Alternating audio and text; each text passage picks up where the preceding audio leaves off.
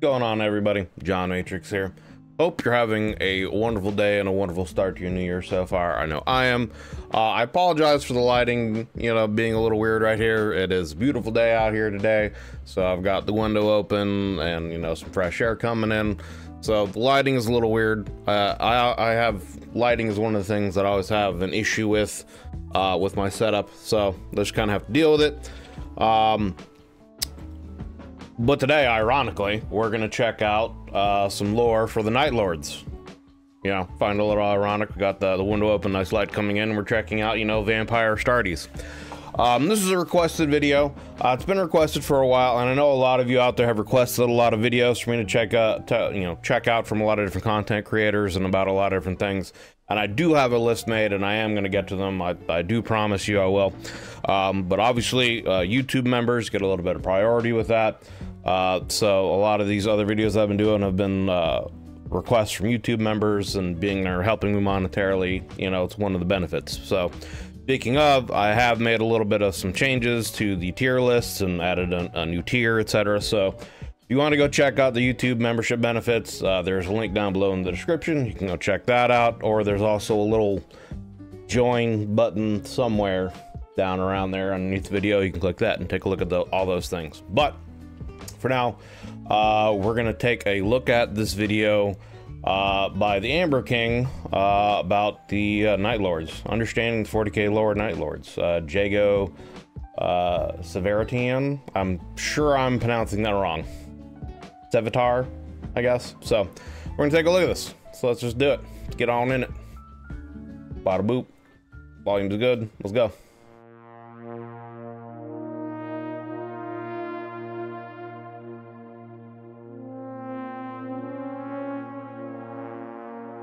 I like the loading screen. I like synthwavy stuff. Growing up kind of in the 80s and through the 90s, I don't know, just this kind of like retro music synthwave thing. I just enjoy it. I'm here for it. So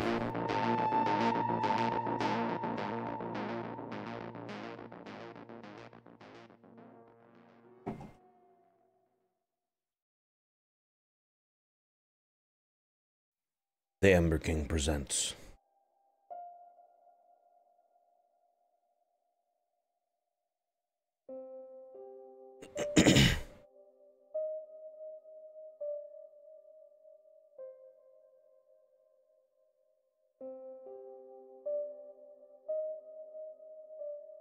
Understanding Jargo, Sevatarian. I'm sure I'm pronouncing that incorrectly.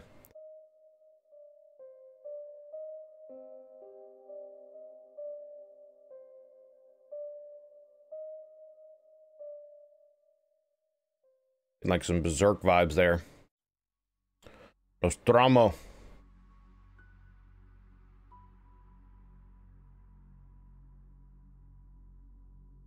The early years of your life have an everlasting impact upon you, and this is true for the man that became Jargo Sevatarian.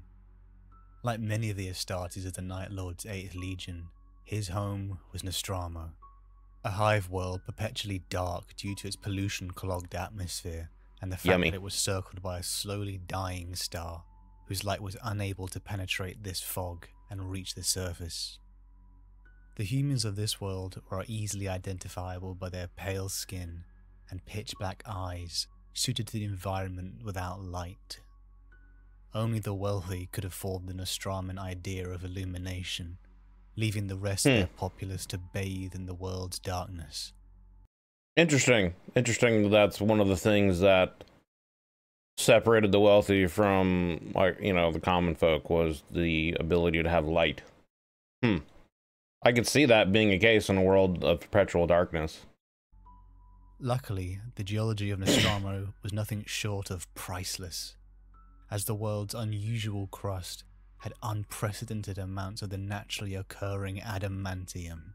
The presence of such abundant qualities of this valuable metal meant that the cities of Nostromo enjoyed a very profitable commerce with their neighbouring worlds. I would bet. The vast majority of the planet's people worked as labourers, whilst the brutal and cruel wealthy watch from their towers. The word typical of every world. untouchable could never be more appropriate to the nobility of Nostromo, who ruled with an iron fist. This world had only 5 major hive cities, named in sequence from Nostromo Prime to Nostromo Quintus. Each of these cities' hubs and surrounding regions were scarred with foundries and refineries, as each hive city was shaped and moulded behind this single resource, an only true source of relevance in the galaxy. These dark cities were easily identifiable by the mile-high smokestacks that bloomed up at the perpetual night, continuing to add to the pollution-clogged atmosphere that blocked any chance of recovery. Inside these gothic hive cities, there were mazes of bridges with narrow alleys and poorly lit streets. The further down one descended into the denizens' packed layers, the more destitute and lawless it became. I feel like that's how it is with every city, right? With every hive city, like the lower you get in the levels, the more crime-ridden it would become. Because the wealthy and elite would always pretty much be above everyone, you know, in the cleanest areas and highest high-rises, lording above the rest of those. Even some having, like, didn't some have, like, space platforms or whatever that they would be on top of, or maybe even live in their own ships and not even actually live on the planet and just lord over it from there? And then the rest of the denizens, yeah, would just live below. If the absence of warmth and a bright sun was not enough, even the atmosphere on the surface was a thick smog.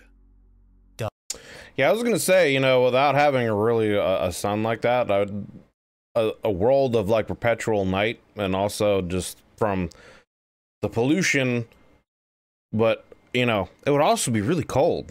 So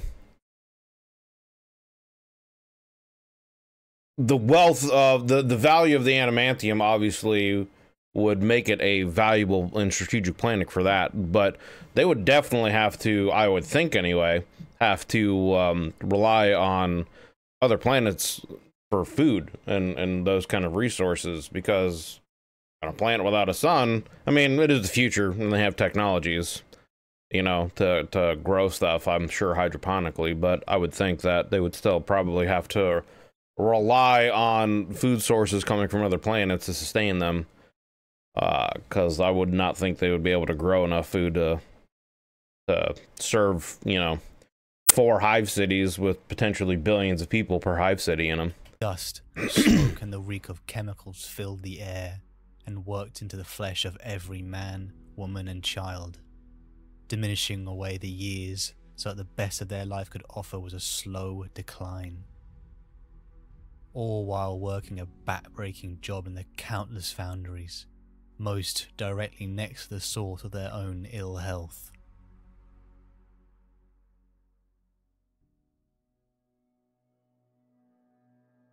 Compounding the never-ending darkness and vile atmosphere was the absolute poverty that the majority of the world lived in. But most worlds are. The destitute pay in the foundries and the mines was combined with the poor availability of basic necessities, such as clean food and water. Murder, theft and extortion was integral in Nostroman society. Typical ways of living in high cities. Especially within the lower levels, it was, in reality, a constant battle for survival. Taking from others, eliminating rivals or threats, was the only way to keep those who you cared for alive. The only sense of justice was in the hands of the individual, though heavily deterred by the underhive gangs and private thugs. A destitute existence, likely preyed upon by the rampant criminal gangs and a corrupt governing aristocracy. Compared to the silver spoon of the nobility, the average Nostraman was born with a knife in their hand, ready to do what was necessary. Most having to choose affiliation with the hive gangs just to get by. With all of these horrifying factors that made up daily life, it resulted in the most heartbreaking of truths. The population's numbers of Nostromo were not kept down by war, sickness, or murder, but in reality, self-erasure. Now, I feel like what he's describing here is pretty much life on most of the hive worlds. Most of the hive worlds are like this, aren't they? I mean, I'm sure there are some hive worlds that would be better than others to live in just because of natural conditions of the planet and, you know, maybe the wealth of the planet and how things are run. Some, you know, some govern better than others on certain planets, but for the most part, to my understanding, this is pretty much typical life on any hive world, where the nobility rule and they pretty much do what they want to as long as their quotas are met and they don't have any trouble from, you know, the Imperium bureaucracy. Then for the most part, they don't really give a shit about anything else. You know, they're just happy that their quotas are met and life can continue.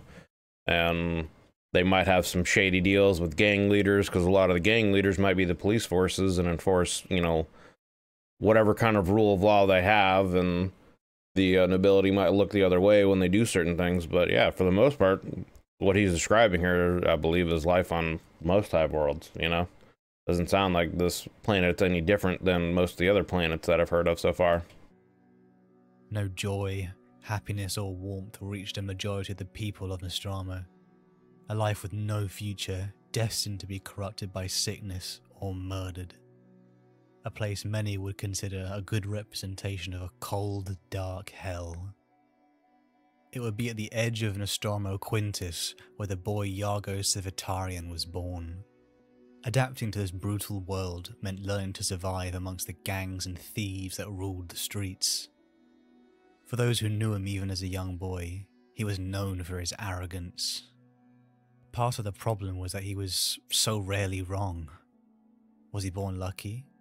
Or underneath his pale and cold exterior, he was just intuitive?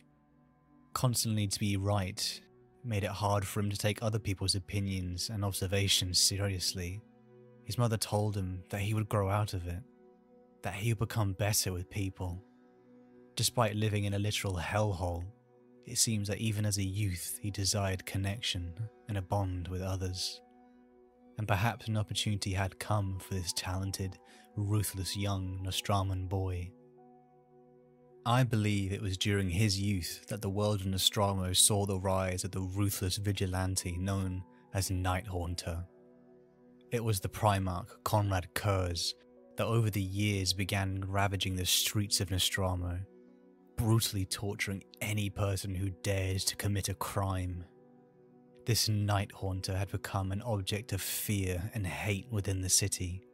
So 40k Batman is what I'm getting.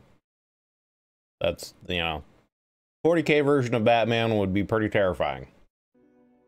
Finally appearing before the nobles that had survived his vigilante purge, the Night Haunter became the first monarch of Nostromo.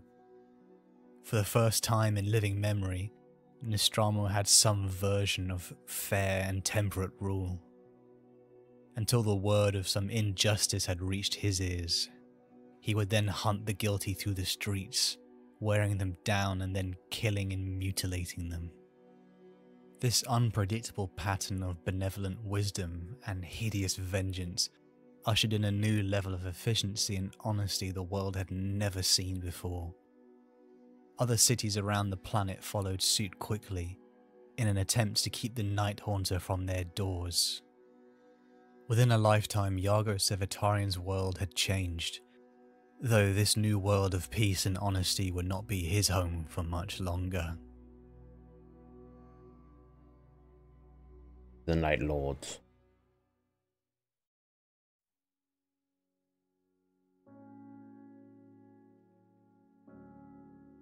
Everything had changed on Nostromo with the coming of the Emperor of Mankind.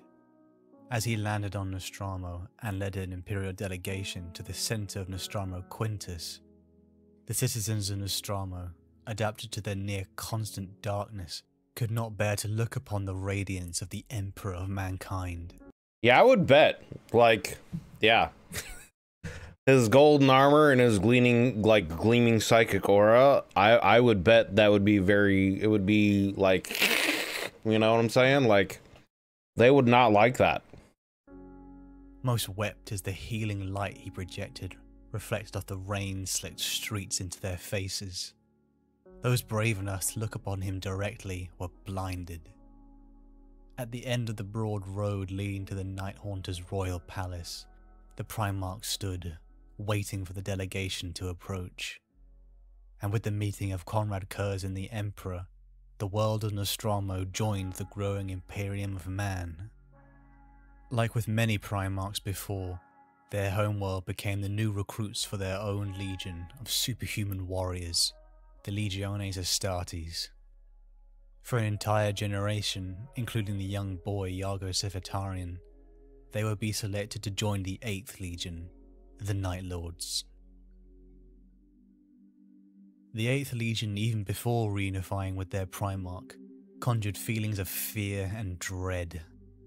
Even in their origins, the Legion's first recruits came from underground prisons and gulags, condemned to never see light again or breathe free air. They lived out their lives in fear and blind darkness. There was no... I was born of the darkness, molded by it.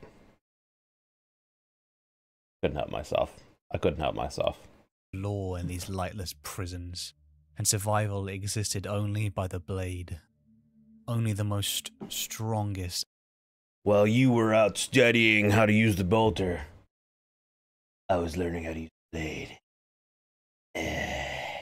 And most ruthless survived in these subterranean warrens, and those who did grew in the cruelty and the cunning that surrounded them. Fed by a constant influx from the high cities above, the prison sinks were an entire epicenter of madness and murder. Amongst the bloodshed and fear, children were born. Cradled in the dark and raised amongst death, those who lived as a standard decade were pale, silent creatures who had adapted to the darkness and mutated with their conditions. Molded by it. They were nicknamed the Night Children, and even the most savage killers on Terra would not seek them out by choice. Interesting. It was from these pale, dark children that the Emperor of Mankind would create the first warriors of the 8th Legion. People from all walks of life have talents and uses, something the Emperor clearly understood. The gene seed of the 8th Legion had been well paired with the human stock of its first recruits, and if anything, it seemed as if one had been made with the other in mind. Besides accentuating their paleness of their skin, the gene seed gave the sons of this underworld the ability to see through the darkness, to a degree far exceeded that of the other Astartes of legions. This gift was also a curse, forcing them to see the light of suns and stars through filters and flare buffers. Yeah. Even though now that they walked in the light of the world above, the warriors of the 8th Legion were always sons born in the dark, crafted into men in the dark. So why has the Emperor chosen these pale murderers to be representing a force in the galaxy? I believe it was for the simple idea that some people could not be reasoned with. Yeah, fear is a very powerful tool when used properly. And when you have a group of Astartes that are essentially, you know, 40k Batman, you know, like, that's gonna send a message. That's gonna send a message. He gave the 8th Legion the role of bringing some people could not be reasoned with. He gave the 8th Legion the role of bringing those to heal whose sins of the past could not live on in this newborn Imperium of Man, when such crimes required not simply crushing, but retribution. The Emperor deployed his 8th Legion. Such action seemed well suited to the 8th Legion, whether as a consequence of their genetic inheritance, or a combination of their origins and indoctrination. The warriors of the 8th Legion seemed to have tended to bend their morals to deliver the Emperor's justice. There were no shades of grey in the 8th Legion's moral universe, no degrees of guilt or innocence.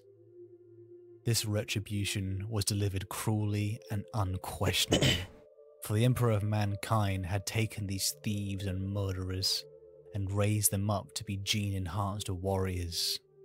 They would have to be willing to do the dark and evil things that others wouldn't have the stomach for. Well, and I mean, you think about the loyalty that would be pressed upon them too. You got people who have been like born in the worst conditions humanity could have known, having to, you know, fight to survive in those harsh environments, to then be hand chosen by the Emperor to become these great warriors and potentially, you know, I don't know what the proper word or terminology I'm looking for is, but I guess like his like almost army of justice, I guess, you know, for anyone that is, you know,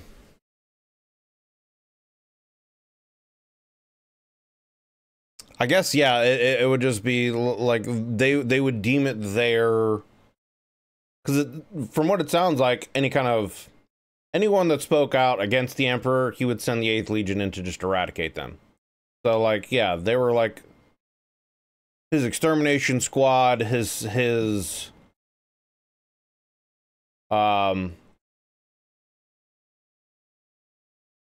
trying to think. My brain is drawing a blank right here on the word I'm looking for. It's not necessarily like justice, but I guess that's the closest thing to it. Would be like it's not just an extermination squad, but you know, it's about setting examples and essentially creating fear in your enemies, so that, you know, any of those who are out there that might not necessarily agree with the Emperor's word and his thoughts and what he's going for, he's instilled so much fear into them that they're gonna fall in line anyway. Like, I can't think of the terminology that I'm looking for to like describe that properly, but it's not just like his extermination squads or like his justice squad, but it's along those lines, and that sounds like that's pretty much what the 8th Legion, you know, became. And so, like, yeah, you go from being these criminals, these people who have lived in the squalor and in the worst possible conditions, and then you're, you know, deemed these part of this army that gets sent out to instill the fear of the Emperor into his enemies. And, you know, just think about the kind of loyalty that would create too. The warriors of the 8th Legion were things that others wouldn't have the stomach for. The warriors of the 8th Legion were creatures made to live in the dark and to fight for a war in a future of light. Like, think about that too, you know, using darkness would be their tool, you know, anytime.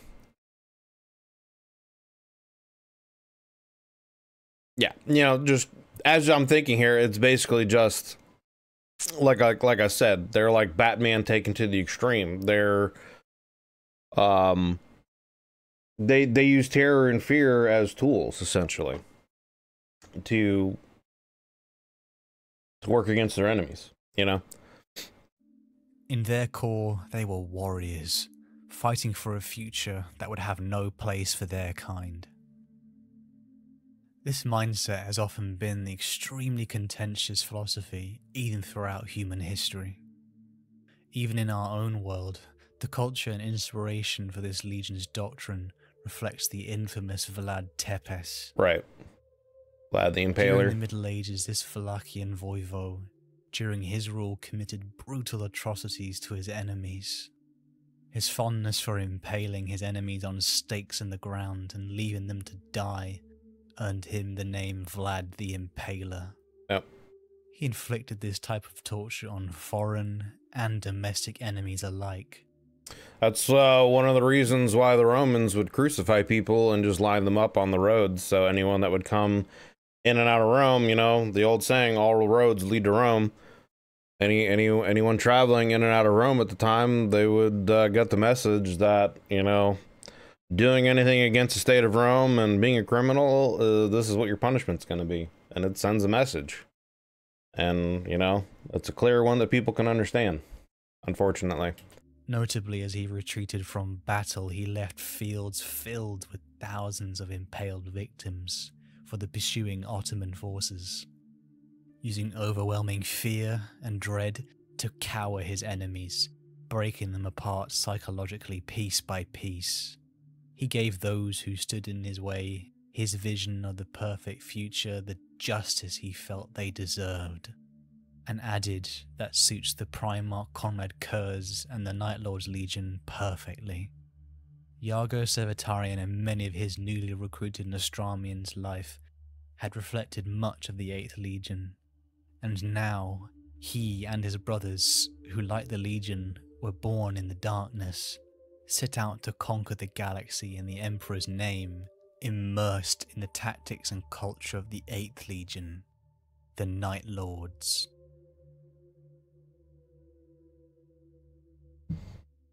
Night Haunter.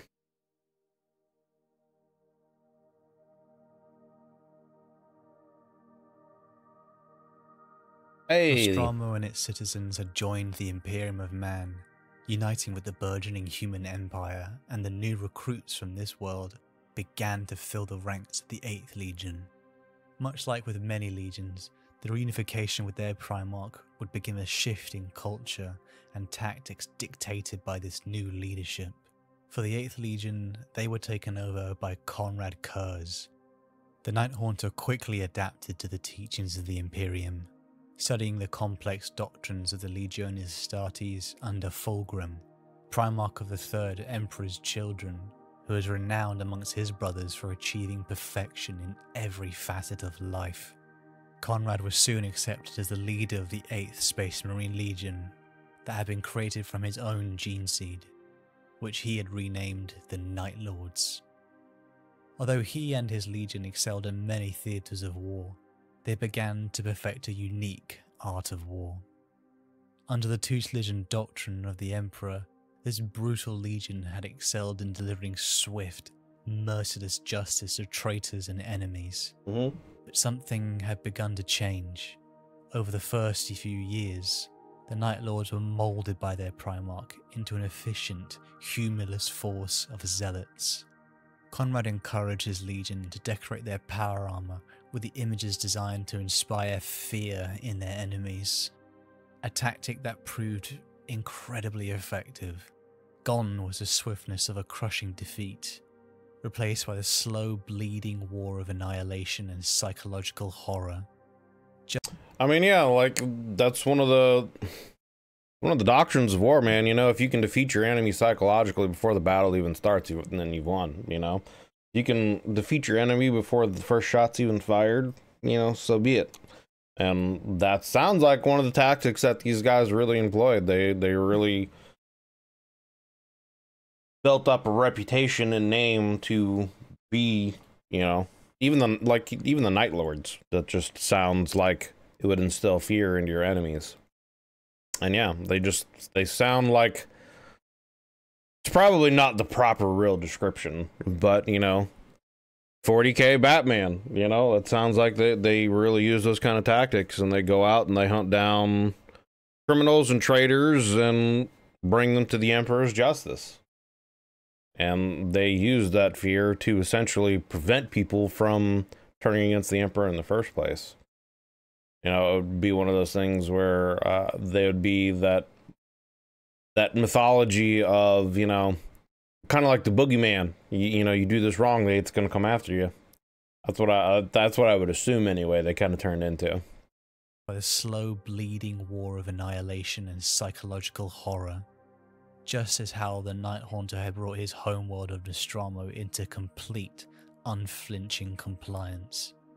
Soon rumors of an impending presence of the Night Lords would cause a rebel star system to pay all outstanding Imperial tithes, cease all illegal activities, and put to death any mutants and suspected traitors.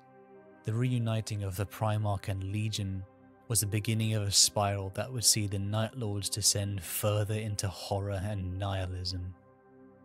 But why would this barbaric warfare be allowed within the Great Crusade? Because for every non-compliant world with a small number of rebels or enemies that were butchered or tortured beyond human limits, plenty of others would fall in line. Thousands of worlds that had heard these atrocities would not dare rise up and suffer the same fate. Exactly. Thus, sparing the million or so who would have died in a war, disease, or starvation that would have come to them. People were not happy, but they were alive, dissuaded by the infamy of this cruel, punishing force. It was this new legion that Jargo Sevatar was trained in. From the previously edge of a hive city to a legion filled with many cruel warriors. Perhaps this indoctrination and tactics began to poison the legion, twisting its purpose and making many Night Lords simple murderers, gifted with the strength of demigods. For Jargo and his fellow brothers, these tactics came directly from their Primarch, the son of the Emperor of Mankind. With his cold upbringing on Nostramo, this was all Konrad knew. He had committed heinous acts and atrocities in the name of peace, and now so would his sons. Ironically, it was the figure of the Night Haunter that punished murderers and criminals, and now he had moulded an entire legion of them. Over the years of the Great Crusade, it is clear that he came to despise his own genetic sons, but he was still their lord. Interesting. Interesting that he became to despise his own legions? Huh. I want to rewind that and re-listen to that. I want to make sure I got that right. And criminals. And now he had moulded an entire legion of them. Over the years of the Great... And now so would his sons. Ironically, it was the figure of the Night Haunter that punished murderers and criminals. Right. And now he had moulded an entire legion of them. So is he saying he molded an entire legion of criminals, or is he molded an entire legion of people to hunt them? Like that's where I'm a little bit confused, because like if he thinks that he's molded an entire legion of criminals and that's why he would despise them, I could see there being some kind of irony in that, you know, his purpose was going out and hunting criminals and all these people to punish and kill them, and then are they saying that the atrocities that they've committed in the name of the Emperor, you know, and the Emperor's will, that those are the crimes? Or I don't know, I guess I'm a little confused about what he's talking about here. Over the years of the Great Crusade, it is clear that he came to despise his own genetic sons, but he was still their lord. Far from restraining the 8th Legion, he drove it on, bringing peace through atrocity to planet after planet. Right. Perhaps sometimes there seems to have been cause for such methods, and others it had not. After repeating these atrocities on countless worlds, it had become clear that for Jargo and the Night Lords, they were beginning to enjoy it. They had become not necessary monsters, but simply monsters. Okay. Kurse quickly began to lose some of the control he had over his legion's innate savagery. They were becoming increasingly desensitized to things that would have scarred and shocked us to the very bone. With this perversion of this Terran-born 8th Legion, they were matched in depravity by the Nostraman-born recruits. Even amongst his brothers, Jargo Sevatar was known as a brutal and arrogant man. Even as a child, he always seemed to be right, and with the pairing of the Primarch's gene seed, this ability only increased. Amongst the new recruits, he proved extremely gifted and supremely ruthless, even a dishonorable combatant. Even upon entering this brotherhood, he was struck with the same problem he had felt his entire life: establishing connections. Jargo had no friends or brothers in the Legion, just fellow warriors. His interactions with everyone were sarcastic and deprecating because perhaps he didn't really care what they thought of him. Ironically, it was his unflinching smugness combined with the battle prowess that led many of the savage Night Lords to reluctantly appreciate and like him. They were all demigod killers, so they were clearly respecting this cunning and brutal Astartes. And he had not gone unnoticed, and began a meteoric rise through the ranks of the Night Lords. Even standing out amongst the Night Lords must have meant that he had done awful things. Right. Exactly. I mean, when you have a group of people that are doing bad and terrible things that even other Astartes would say are bad and terrible things, but doing it, you know, obviously in the cause of the Emperor, it's sanctioned, you know, but when you have other Night Lords saying that this guy's doing bad and terrible things, then that must be really bad and really terrible things. I mean, interesting. And I do just find it interesting that, you know, Konrad came to see how bad things were getting and became to despise them because they were no longer, I guess the best way to say it, they had lost or were beginning to lose their humanity, and they were just you know, they were just enjoying going out and killing and, I guess, hunting, you know, potentially.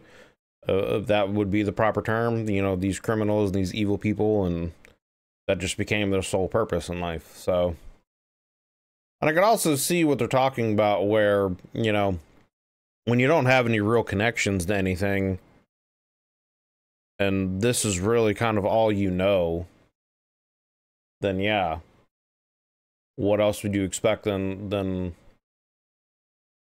people to turn into monsters, you know what I mean? So, anyway, I just find it interesting. The Night Lords must have meant that he had done awful things, deeds enough to earn him infamy amongst this brutal legion. As the years of the Great Crusade progressed, Jargo Sevatarian joined the ranks of the Chiroptera, the Primarch's most trusted advisors. As he served the Primarchs directly, he had now proven himself not just to the Legion, but to Konrad. There was no question that there was none more deadly, more cunning, and surprisingly more loyal. After decades in the Legion, Jargo Sevatarian became the first captain, Sevatar of the 8th Legion, the Night Lords. Prince of Crows. Which, that's a great movie, by the way, The Crow. If you've never seen The Crow, Brandon Lee. Awesome movie. Tiago, what would come to define and alter much of his life is the bond he had with his gene father, the Night Haunter Konrad Kurse. To all the Legiones Astartes, their Primarch was the reason for their transformation. Their leader is some way a surrogate father figure that they would strive to impress and live up to. I can see that in a lot of different cases, you know, like just how the Primarchs look up to the Emperor as their father, you know. You could definitely see how some Astartes, especially some captains, and second in commands of these various legions that would be closer to a lot of the Primarchs would view them as father figures, you know. That makes a lot of sense. Father figure that they would strive to impress and live up to. With Jargo being elevated to the rank of first captain, he and a selected few became advisors to the deeply troubled Primarch of the 8th Legion. Over the continuing years of the Great Crusade, this bond between them would only strengthen as Konrad began to confide more in his first captain, likely not fearing judgment from the equally cruel and depraved warrior. This degradation for the Primarch and the whole Legion was not going unnoticed, and many of the other legions and Primarchs decried the actions of the Night Lords. Kurse even stated that he did not hate any of his brothers, save Korax. The two were extremely similar in their appearance, tactics, and upbringing, but unlike him, Korax had retained his humanity and dignity despite his hellish upbringing. Kurse himself did not know if he hated Korax out of self-loathing, or the fact that he saw the Raven Lord as still holding on to naive ideals despite his upbringing. For his part, Korax stated that he hated nothing about Kurse, save his methods of waging war. During the Carnine Retribution, these two Primarchs almost came to blows. unable to reconcile the differences in ideals. It was now that we see Jargo had somewhat of a calming influence over Kurse, convincing him to withdraw a standoff with Korax and his Raven Guard. Only one other person in the entire galaxy, the Emperor, had ever managed to reason directly with Kurse.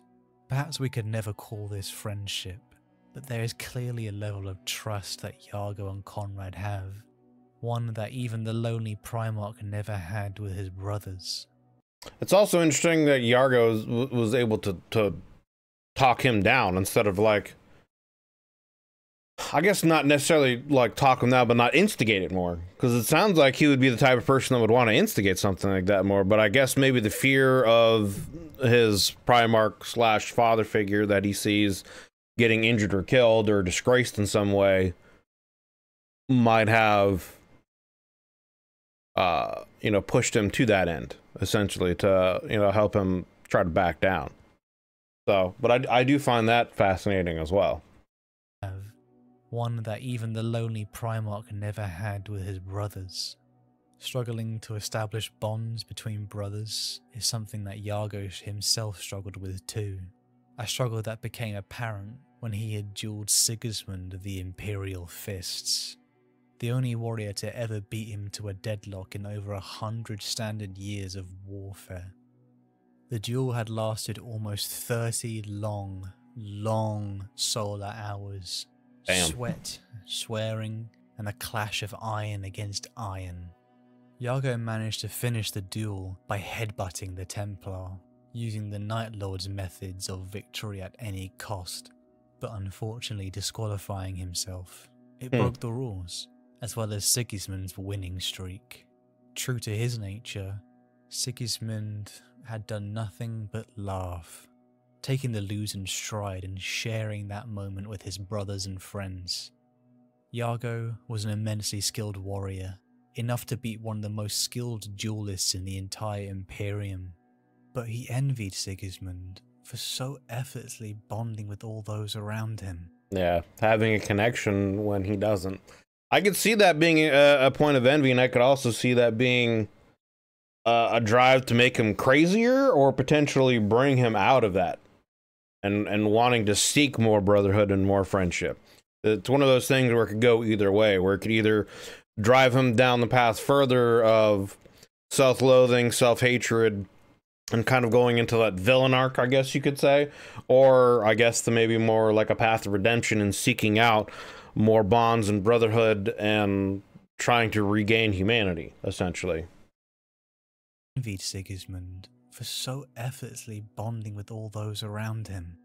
Jargo, like Sigismund, is a cut above most other Space Marines, but like his Primarch, he again continues to fail to establish a sense of brotherhood. He was sarcastic, deadly, arrogant, and annoyingly always right. This Machiavellian attitude in the face of danger had made many of the Legion admire and respect him, but the cost of seeming unapproachable and subsequently feared. Like many of the Primarchs, he may have wished to be more normal, to be amongst equals. But Jargo was special, and held a secret that was the roots of his problems. A secret that only his Primarch knew the first time that they had met. When the Emperor passed his decree following the Council of Nicaea, the Night Lord's Terran-born Chief Librarian Zarost sought a private audience with Jargo, who had been left in temporary command of the Night Lords in their Primarch's absence. He demanded that Jargo give the Emperor's judgment against the Legion's Librarius, and against him.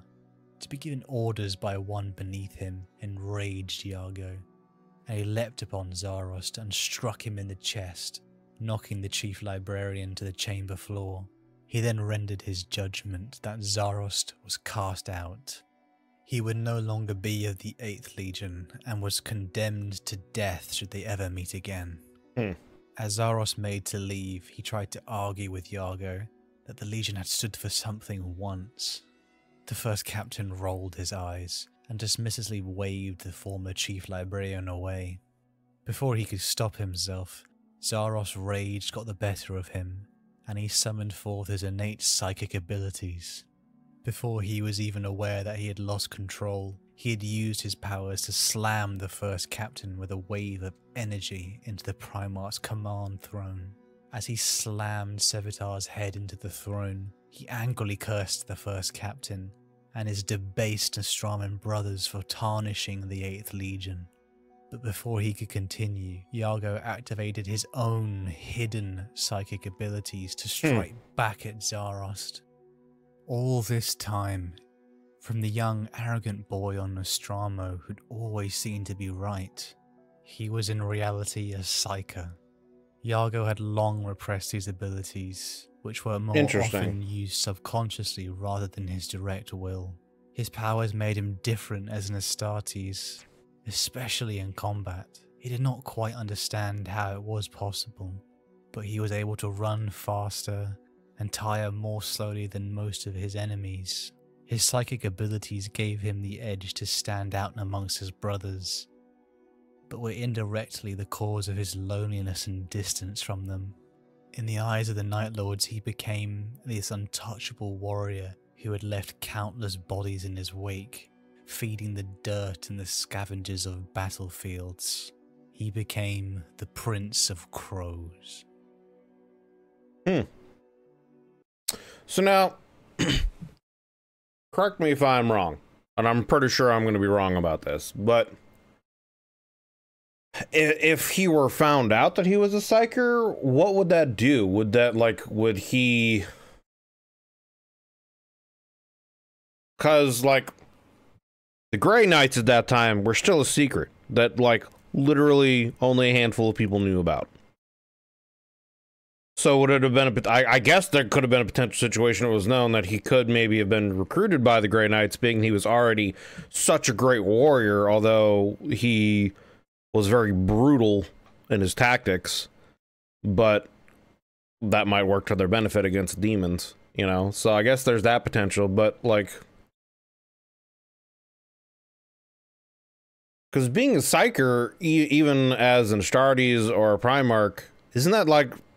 Well, I mean, some of the Primarchs had some of those abilities, right? But, like, wasn't that even as, like, an Astartes, wasn't that kind of looked down upon in some ways? Maybe I'm thinking... I don't know, maybe I'm incorrect about this, but I would think, wouldn't that then...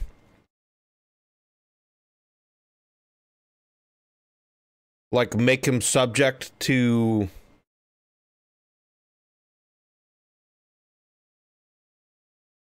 trying to think. Not necessarily like a... I don't know how to say what I'm thinking here. But wouldn't it be like a situation where he would be like, I guess, potentially taken away from his legion and have to be like watched or put in a different... I don't know. I don't know what I'm really like trying to get at here, but essentially, like, being learned that you're Psyker is like a big deal, and there would be other things that would have to happen, right? And he might be essentially taken away from his legion and have to go through, you know, different types of studies and fields and, you know, whatever, to prove that he is capable of not, you know, going crazy and, you know, causing more problems because he's a Psyker than not. You know, am I correct in that, or am I wrong? Because as far as I know, I mean, I think at this time some legions had Psykers, right? But they were like, weren't they like sanctioned? Didn't they have to go through like certain kinds of training to make sure that they weren't, you know, going to lose it, kind of a situation? And because he'd never gone through that, wouldn't he potentially be taken, like I said, from his legion and have to go through that process and et cetera, et cetera? You know, maybe I'm wrong. Correct me if I am wrong. But, yeah, that's what I thought the case would be. Because, I mean, like, the librarian was a Psyker, and I guess potentially known to be a Psyker, but could have been a situation where he'd already gone through, you know, the training process to control his abilities, even though he lost control when he got angered. I don't know. I might be just thinking about different things and confusing myself, but I could have swore, like, if you were found out to be a psyker, there were certain processes that you had to go through to make sure that you were trained and able to control your abilities properly so that you wouldn't cause other issues. And maybe that's something where I'm thinking of that happens like in the future after the Horus Heresy and stuff like that, because this is still before all that happened, I believe. So I could just be getting timeline issues confused and thought of here. But anyway, let's continue.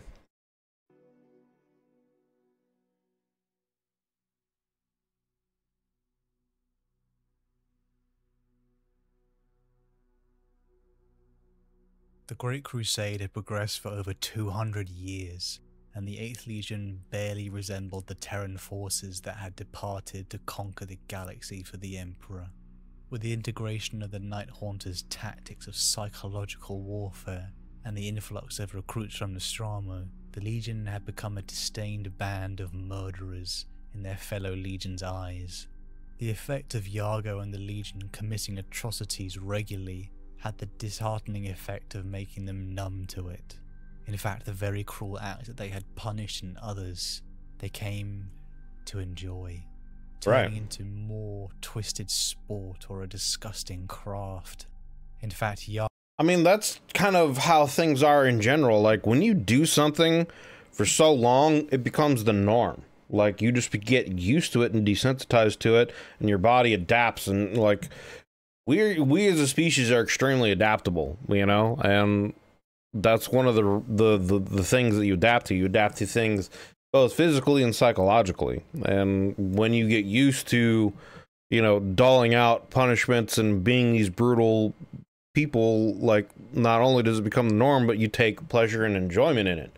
You know, I mean, you look at the well, I guess it's not quite a proper comparison, but I was going to compare them kind of to the Drakari, but even the Drakari are even on another level brutal beyond that. But they also kind of have a reason for it, because if they don't do that, you know, Slaanesh is gonna, you know, come after them. They're kind of in a position where they're locked into having to be these brutal and depraved people and do all these cruel and crazy, disgusting things because they have to hold on to their souls, you know.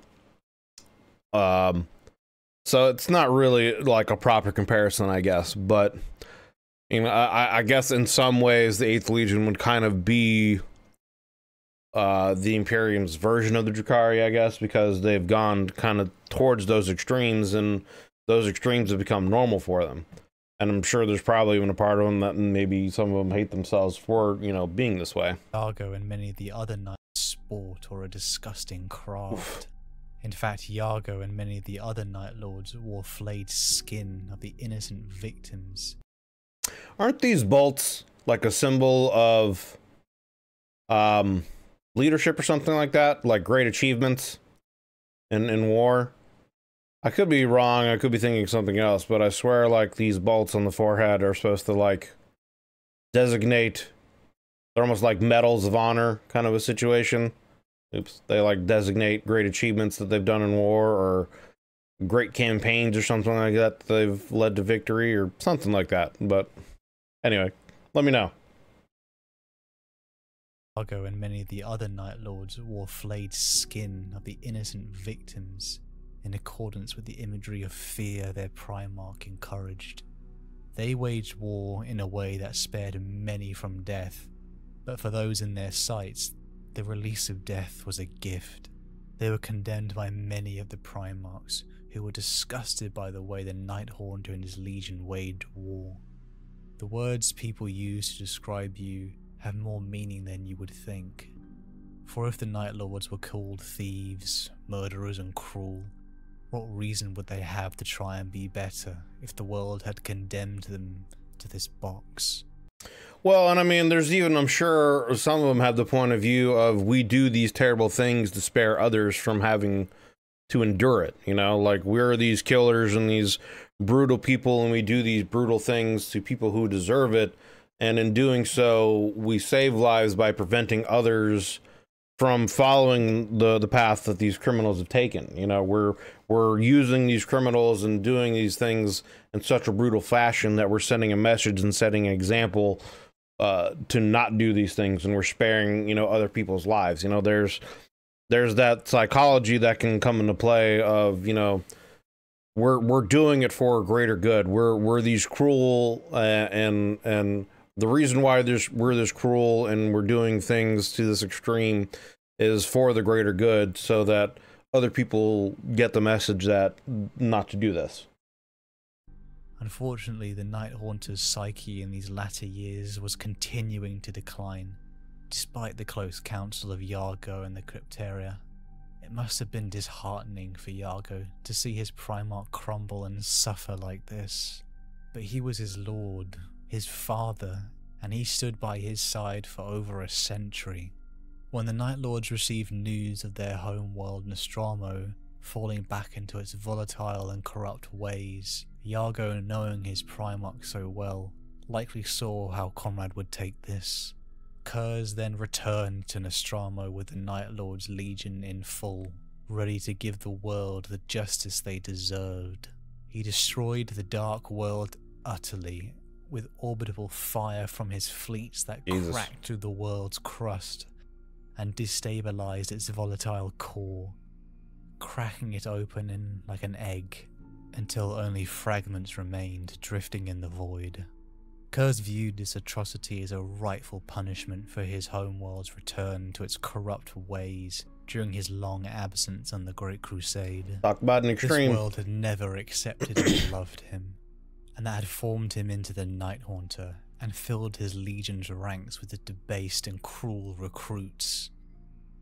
Jargo and many of the Nostroman Night Lords had become desensitized killers, and their twisted sense of loyalty was to the Night Lords and no one else.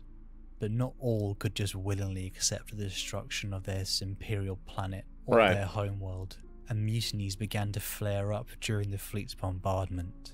For those who would not fall in line, Sevatar and his Atramentar brutally put them down. I'm surprised that the Emperor wouldn't step in and say, yo, dog, you're taking things too far. You destroyed your homeworld. Like, I get it. I get it. They fell back into depravity and were doing some bad things, but you literally blew up your homeworld, brother. You can't do that shit. You're taking it too far. You need to calm down. You need to calm down. Slow your roll. Back up. Sevatar and his Atramentar brutally put them down, teleporting from ship to ship and fighting their own Astartes brothers in brutal ways that would strike fear in the hearts of anyone else who had the courage to rebel. With the destruction of their homeworld and the ostracization from most of the Imperium, all the Legion had left was each other. Chastised, desensitized, and unrewarded for the victories that the Legion had brought to the Emperor and the Imperium, Jargo and the Night Lords were at the point of their greatest discontent, where they were met with an offer. Lorgar Aurelian of the Word Bearers spoke of the Emperor's lies about faith in the gods, and his plans for eradication of the Adeptus Astartes at the end of the Great Crusade. That possibly a better future could be under the War Master Horus, the rightful second Emperor of mankind, the true Emperor, one who would reward the brave warriors of the Imperium. When Lorgar had finished speaking, the first captain, Sevatar, was the first to declare, "Death to the false Emperor." And in doing so, he became the first living soul to utter those words that would echo throughout the millennia. The cry was taken up by other voices, and soon it was roared across all the traitorous legions, and the dark betrayal of Istvan was conceived. Such was the standard of depravity and sense of independence that the 8th Legion had no need to even purge part of the Legion in preparation for this betrayal. With the denouncement of Horus, the Emperor tasked 7 whole Space Marine legions to bring that traitor to justice. As the Night Lords deployed, First Captain Sevatar led his first company, Elites, the Atramentar, to the surface upon Istvan V. They eagerly awaited the withdrawing loyalists on the slopes of the Urgol Depression. The battered black armor of the Raven Guard warriors came towards the unified Night Lords and Wordbearers force. After a moment of chilling silence, Jargo and the other Night Lords and traitors unleashed their bolters, engaging the wounded and battled loyalists. During the ensuing chaos of battle, the Galvorbrak of the Wordbearers Legion revealed that they were demon hosts for the denizens of the warp. Their flesh and ceramite had fused and warped into a new bestial form, making them out as amongst the first of the possessed Chaos Space Marines. To Jargo, I think he always felt like a monster on the inside, but these Marines were possessed, real physical true abominations, enhanced by... And I wonder, like, yeah, coming face to face with actual monsters, what that would make you, like, feel like, you know. And it would probably almost be, I would think in some aspects, it would almost be a relief, because then it's like, okay, these are real monsters. And now this is something that I can actually unleash my true terror upon, that truly deserve it. Unlike, you know, I'm sure there's definitely a part of them that feels like a lot of the other humans and people that they put down didn't necessarily deserve the brutality that they were given. But these creatures, these soulless beings, you could be as free to be as brutal as you want to against them. And I'm sure there would be some kind of, you know, relief in knowing that and wanting to fight that, you know, to actually have an enemy that is truly deserving of your brutality and terror.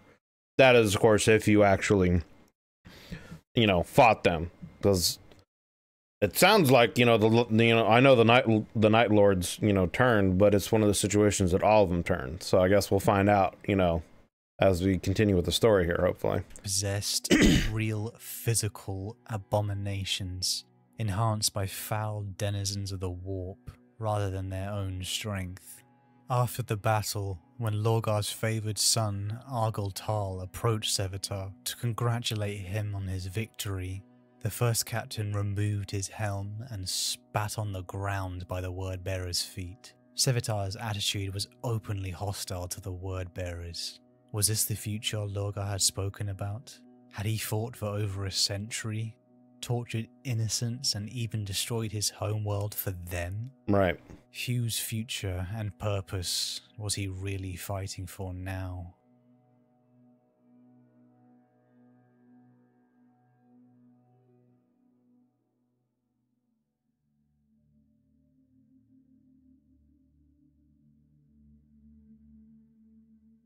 Following the massacre upon Isfahan V, the Warmaster sent Nighthaunter and his Night Lords Legion on a campaign of genocide against the Imperial strongholds of the Herolda and Thramus in the Aegeus subsect of the Eastern Fringes, thus protecting Horus's flank and delaying the Dark Angels Legion from reinforcing the Loyalists.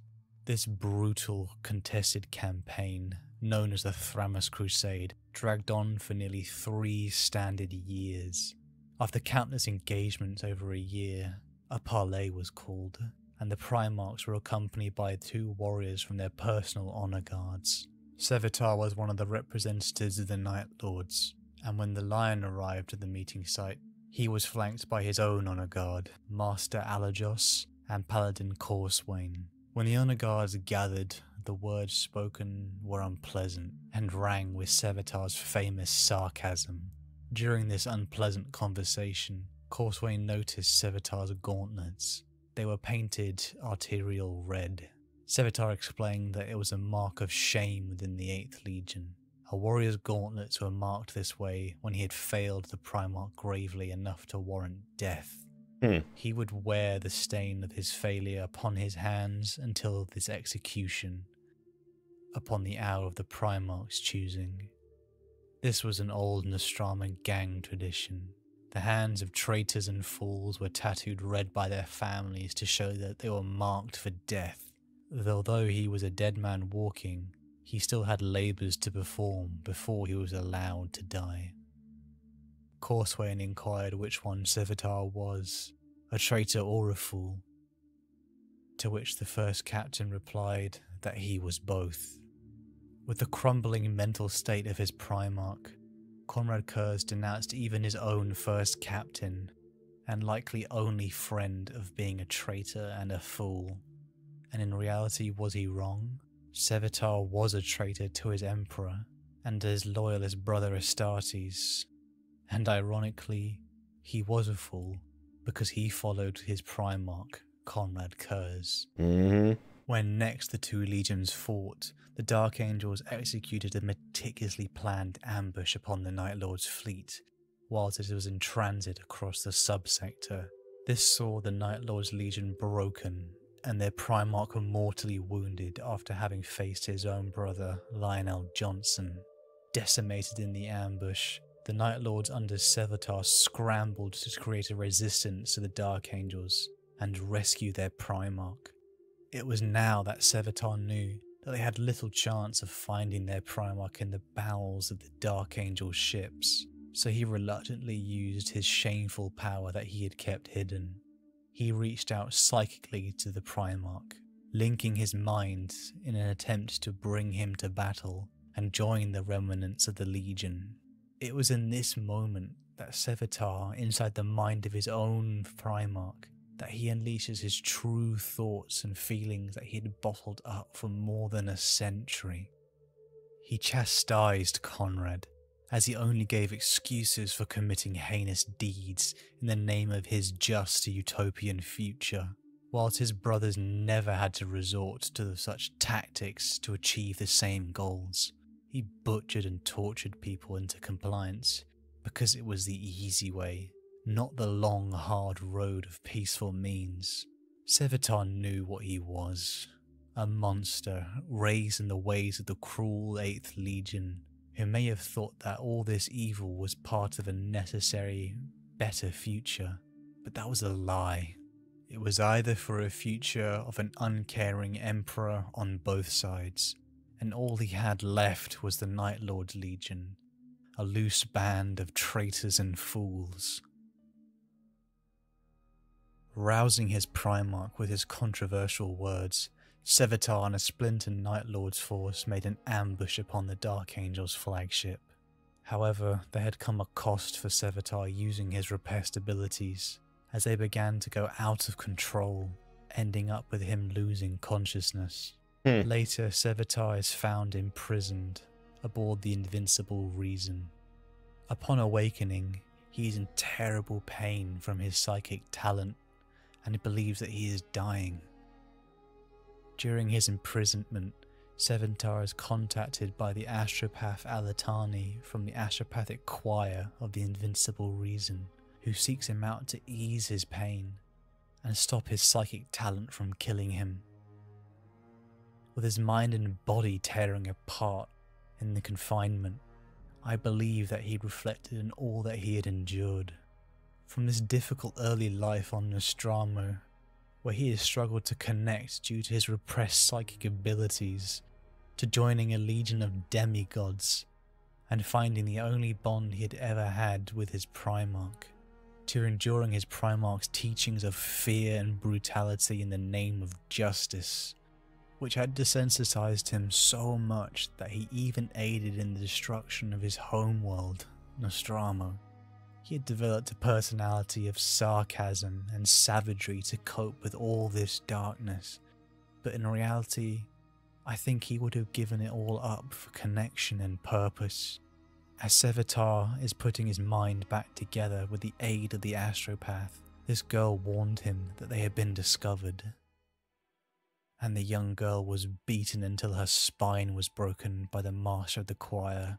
Jesus. An innocent person had shown him kindness and connection and was unjustly hurt. Enraged, Sevatar managed to escape his custody as the Alatani takes control of the 12 Dark Angels escorting him. Sevatar made his way to the astropathic choir quarters and methodically killed the master of the choir, bellowing out for all to hear, "I am justice. I am judgment. I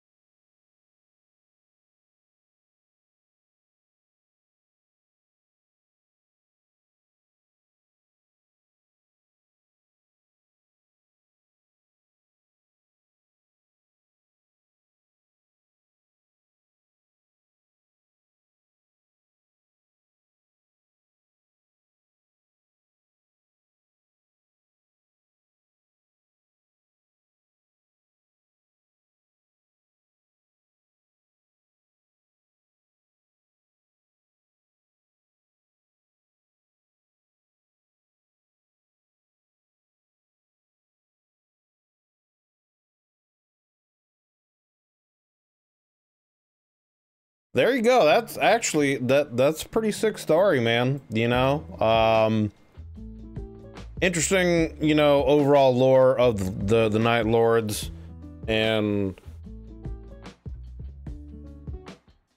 it's interesting how the kind of the story of just Konrad Kurse, you know, and him just, I guess, just the constant brutality and becoming desensitized. That's what I was really looking for, but confusing the various wordage.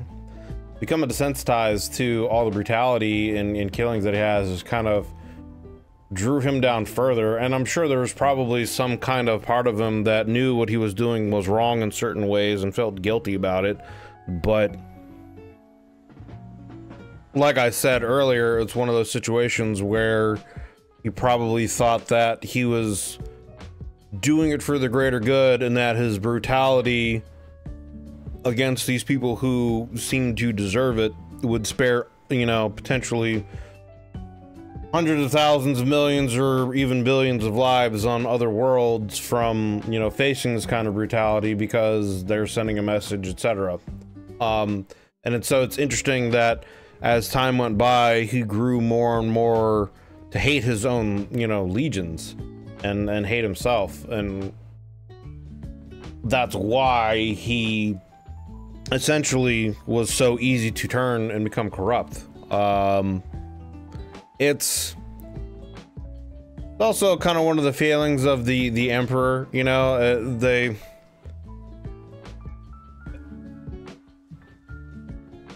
you know, the Emperor, again, it's one of those what if scenarios where if the Emperor had been able to really keep and raise the Primarchs properly, how would things have been different?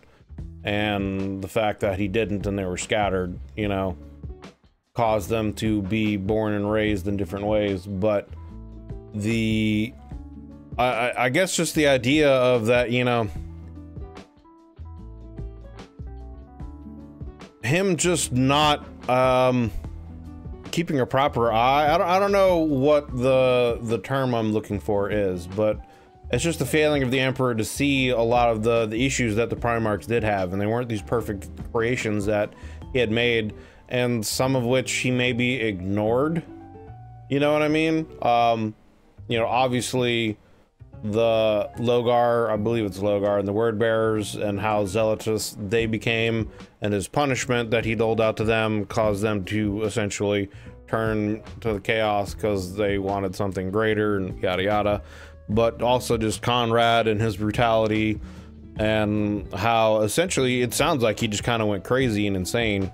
And even to the point where he destroyed his own world, you know, just cracked the core of the world open and broke it apart. And like, he didn't talk about it in this video, but it sounded like there might not have even been any kind of repercussions from the Emperor or anything like that for it. It could have been in a situation where at the time the Emperor was, you know, already back on Terra trying to deal with the Webware project, so he couldn't do anything about it. But I would still think he would want to send, you know, the Space Wolves or one of his other legions after them to be like, yo, bring this guy in. He needs to be reined in. He's going too far. So it's kind of one of those situations where, yeah, I feel like it's one of the another one of those ironies of the 40k universe that I love. It's filled with so many ironies. You know, everyone deems the Emperor of this perfect being, but, you know, as powerful as he is, he's still just human, and he's just as flawed as any human is, and makes mistakes and allows things to happen in certain ways, you know, or you know what I mean. But there was a great story about Sevatar, and you know, him. I would be eager to learn more about him, honestly, after this. You know, him. It sounds like he's kind of had this big redemption arc of, you know, he spent hundreds of years doing all these cruel and brutal things because, mainly just because the only real connection he'd ever had was to his Primarch, because he saw him as like a father. And, you know, over the years, he grew more and more guilty about the things that he did, but, you know, that was just kind of how his life was. And it wasn't until this one person really showed him an act of kindness and caring to help him, you know, help prevent him essentially from killing himself psychically, that he realized what he could become and what true justice really is, and that there are people out there that are innocent and that are good and they need protecting, you know, from these cruel people. And he essentially sounds like he becomes 40k Batman. So this is a great story, great video. I would like to learn more about this character, if there is anything more about him and some more of the exploits. So awesome video about Sevatar, Jargo, Sevatarian. I'm pronouncing all that wrong, but Sevatar, and a lot of the Night Lords lore. This is from the Amber King. I'll have a link to this video and the Amber King's channel down below in the description, so definitely go down there and check that out. If you enjoyed this video, check out his stuff and see if he's got any more stuff that you'd be interested in watching, any more videos and content. But yeah, appreciate you guys hanging out and watching this video with me. If you enjoyed this, consider leaving a like and a sub, as it helps me and the channel grow. And yeah, I hope you guys are having a wonderful day. If you're watching this video still to the end, I greatly appreciate it. It means a lot to yeah, have you guys watch this all the way through with me. And yeah, appreciate you guys hanging out. Hope you're having a wonderful day and a wonderful new year so far, and I'll see you guys on the next one.